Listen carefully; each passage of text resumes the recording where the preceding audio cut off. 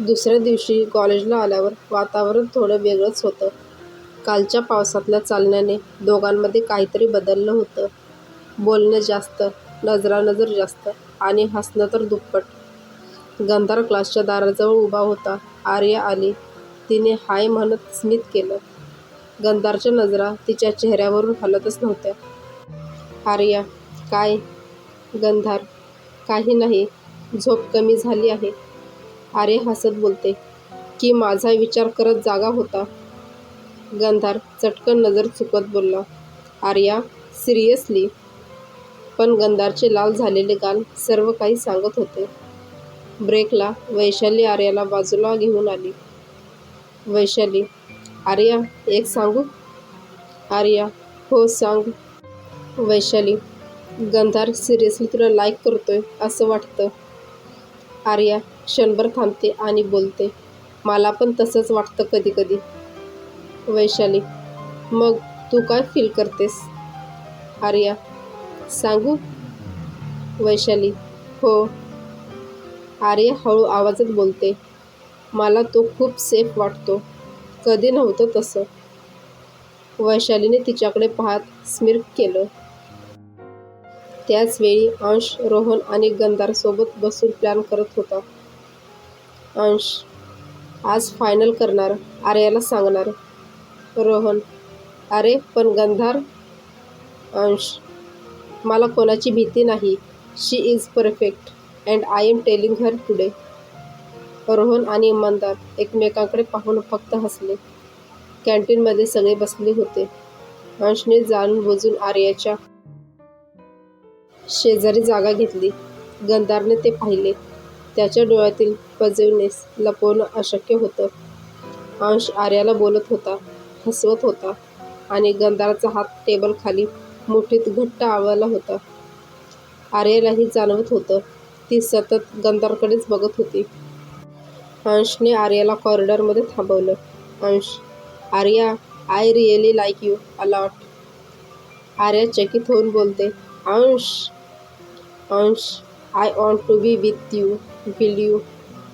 इतक्यात मागे एखाद्याचा पावलांचा आवाज आला. गंधार होता. त्याच्या डोळ्यात एकच गोष्ट, फिअर ऑफ लुझिंग हर. गंधार, अंश थांब. अंश, this is between me and Arya. गंधार, हो, पण आर्याला अनकम्फर्टेबल करत असशील तर. अंश, मी तिला विचारतोय, तुला नाही. आर्या दोघांकडे पाहत होती. एक एक्सप्रेस करणारा, एक प्रोटेक्ट करणारा. अंशने परत तिच्याकडे पाहिलं. अंश, आर्या, ॲन्सर. आर्याने श्वास घेतला. आर्या बोलली. अंश, तू चांगला आहेस, पण मला तुझ्यासोबत तसं काही फील होत नाही. अंशचा चेहरा उतरला. गंधारने हळूच नजरेतून विचारलं. तू ठीक आहेस? आर्याने हलकं मान डोलावलं. कॉलेज. गंधार मागून हळू आवाजात बोलला. गंधार, आर्या, थँक्स. आर्या, कशासाठी? गंधार, माझ्यावर विश्वास ठेवलास म्हणून. आणि तो थांबला. आर्या, आणि? गंधार, आणि मला नको होतं की कोणीतरी तुला माझ्यापासून. तो वाक्य पूर्णच करू शकला नाही. आर्या त्याच्यासमोर उभी राहिली. आर्या, गंधार, मला काही सांगायचंय. गंधार हळू आवाजात बोलला. सांग ना. आर्या एक पाऊल जवळ आली. दोघांमधलं अंतर काही इंचाचंच. तिचा आवाज अगदी हलक्या थरथरीने. आर्या, तुला काल पावसात चालताना माझा हात धरायची इच्छा झाली होती का? गंधारचे डोळे मोठे झाले. त्याने बोलायला तोंड उघडलंच होतं की वैशाली दुरून ओरडली. आर्या, चल, बस येते. त्यांचा मोमेंट तुटला. आर्याने हळू स्मित केलं आणि निघून गेली. गंधार तिथेच उभा राहिला, हात केसात फिरवत. गंधार, डाम, ऑलमोस्ट. कॉलेजमध्ये फेस्टची तयारी फुल सुरू होती. हॉलमध्ये रंगीत लाईट्स, म्युझिकचं धडधडणारं बीट आणि सगळीकडे एक्सायटेड फेसेस. गंधार आणि आर्या दोघेही व्हॉलंटिअरमध्ये गेले. वैशालीने अचानक घोषणा केली. कपल डान्स प्रॅक्टिस आज सुरू आणि पेअर आहेत आर्या गंधार. आर्या आश्चर्याने त्याच्याकडे पाहू लागली. गंधार तर थोडा गोंधळला पण आतून खुश झाला. प्रॅक्टिस सुरू झाली. इन्स्ट्रक्टरने सांगितलं, क्लोज पोझिशन घ्या, हात कमरेवर, आय कॉन्टॅक्ट कंपल्सरी. गंधारने हळूच आर्याच्या कमरेवर हात ठेवला. त्याचा स्पर्श होताच आर्याचा श्वास थोपला. तिने त्याच्या खांद्यावर हात ठेवला. दोघांची नजरानजर झाली. बीट सुरू. स्टेप अगदी सिंपल होत्या पण केमिस्ट्री मात्र जोरदार. त्यांच्या हातांचा स्पर्श, श्वासांची जवळीक, नजरांमधील बोलकी शांतता. आर्याने हळू आवाजात विचारलं, नर्वस आहेस का? गंधार गंभीर आवाजात बोलला, तुझ्यासाठी नेहमीच. आर्याचा चेहरा लाल झाला. इन्स्ट्रक्टरने नवीन स्टेप सांगितली, स्पिन प्लस कॅच. आर्या फिरली पण फ्लोअर थोडा स्लिपरी होता. ती घसरली आणि सरळ गंधारच्या छातीवर येऊन आपटली. गंधारने तिला दोन्ही हातांनी घट्ट पकडलं. तिचा चेहरा त्याच्या अगदी जवळ.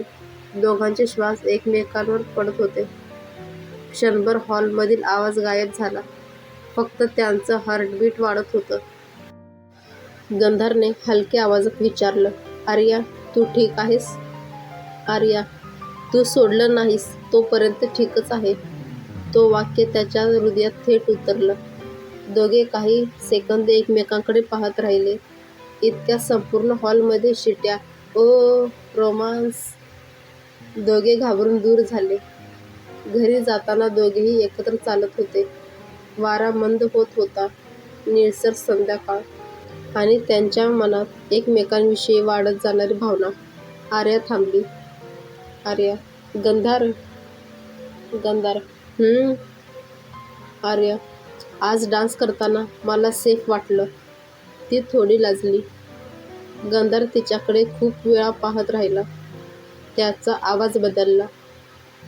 गंधार, आर्या, मला तुला काही सांगायचंय. खूप दिवसांपासून. आर्या हळूच पुढे आली. सांग ना. गंधारने तिच्या चेहऱ्याकडे पाहत श्वास घेतला. आर्या, मी. आणि तेवढ्यात कॉलेजच्या गेटकडून आवाज आला. कोणीतरी आर्याचं नाव घेऊन इन्क्वायरी ऑफिसमध्ये बोलावतंय. आर्या दचकली. दोघेही तिकडे पळाले. तिथे सिक्युरिटी सर अडकलेल्या आवाजात म्हणाले, आर्या, तुझ्या घरून कॉल आलाय. काहीतरी इमर्जन्सी आहे असं म्हणत होते. आर्याच्या चेहऱ्यावरचा रंगच उतरला. गंधारने तिच्या खांद्यावर हात ठेवला. गंधार, मी आहे. काहीही होऊ दे. तू एकटी नाहीस. आर्याचे डोळे पाणावले. आर्याच्या घरून आलेलं इमर्जन्सी ऐकून तिचं हृदय जोरात धडकू लागलं. हात थरथरत होते. गंधारने क्षणही वाया न घालवता तिचा हात धरला.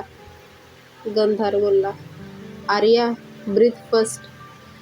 आर्याच्या डोळ्यात पाणी आलं. मम्मींना काही झाले बहुतेक. गंधार, चल, मी आहे ना, ये. तो तिला थेट बाहेर घेऊन गेला. गंधारने बाईक काढली. तो हेल्मेट घालत म्हणाला, आर्या, मला घट्ट पकड. मी वेग वाढवणार आहे. आर्या मागून त्याला धरून बसली. भीतीमुळे तिचा हात थरथरत होता. गंधारने तिचा हात आपल्या हातावर घट्ट दाबला. डोंट वरी. काहीही झालं तरी तू एकटी नाहीस. रस्त्यावरची लाईट्स वेगाने मागे जात होत्या. त्याच्या खांद्यावर डोकं ठेवून ती रडत होती आणि तो एक शब्द न बोलता तिच्या हातावरून अलगद बोटं फिरवत शांत करत होता. आर्याच्या घरी पोचल्यावर दोघे आत पळत गेले. आर्याची आई सोफ्यावर बसलेली होती, गंभीर चेहऱ्याने, पण प्राणाला काहीही नव्हतं.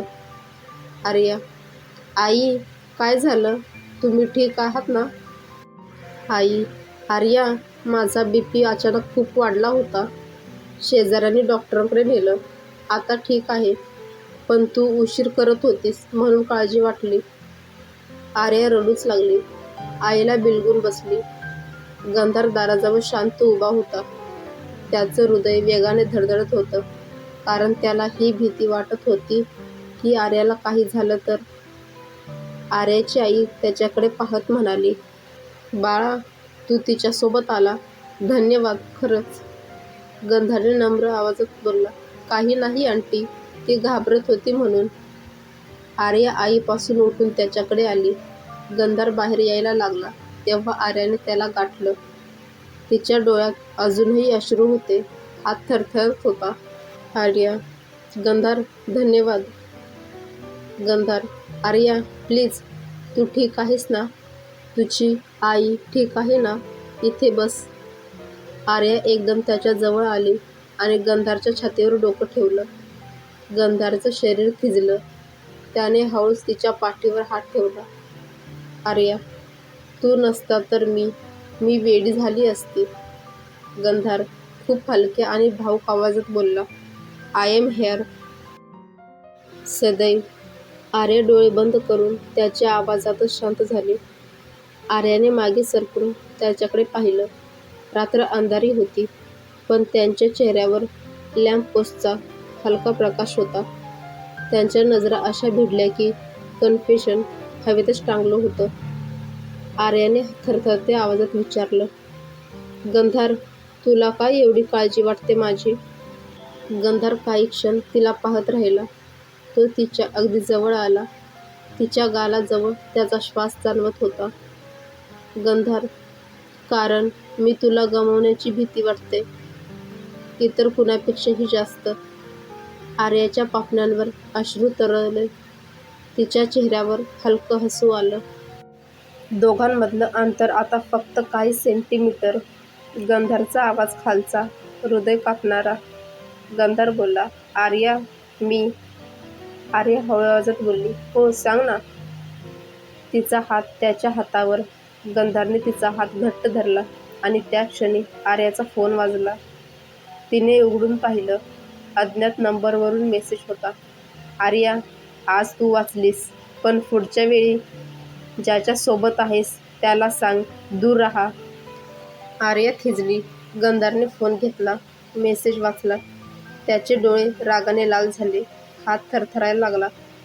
गंधार कडक आवाजात बोलला, आर्या, आता तू कुठेही एकटी जाणार नाहीस. मी पाहतो कोण धमकावतो ते. तो तिच्या समोर उभा राहिला, प्रोटेक्टिव्ह, फोकस आणि डेंजरस. आर्याला पहिल्यांदाच जाणवलं, हा मुलगा तिच्यासाठी काहीही करेल.